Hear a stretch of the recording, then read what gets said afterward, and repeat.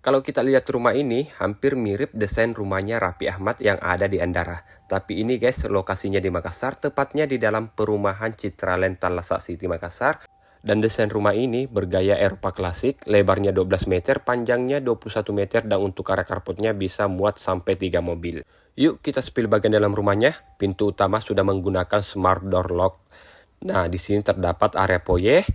Jadi teman-teman enak banget kita menerima tamu. Di sini terdapat area dining.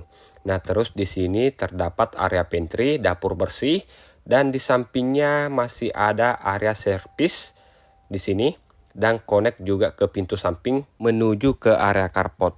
Oke teman-teman, kita lanjut spill kamar tidur yang ada di lantai 1.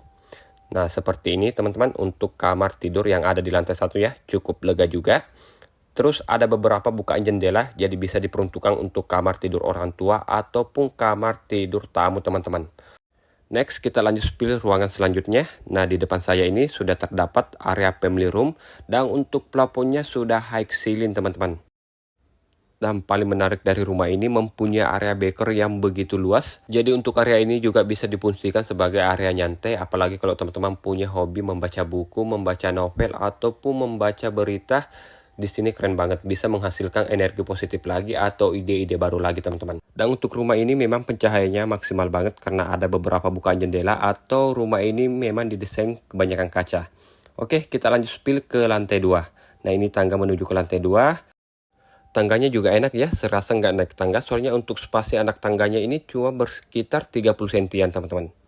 Oke, kita lanjut.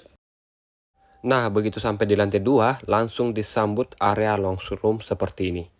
Nah, kita lanjut. Nah, ini dia master bedroomnya teman-teman. Jadi untuk master bedroomnya ini sudah ensuite bedroom. Nah, ciri khas rumah mewah pasti ada ruangan luxury storage. Dan di sini terdapat kamar mandi dalam menggunakan kloset duduk. Oke, next kita lanjut spill kamar tidur selanjutnya.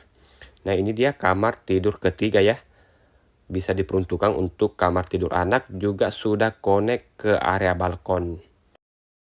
Oke, next kita lanjut spill kamar tidur selanjutnya atau kamar tidur keempat.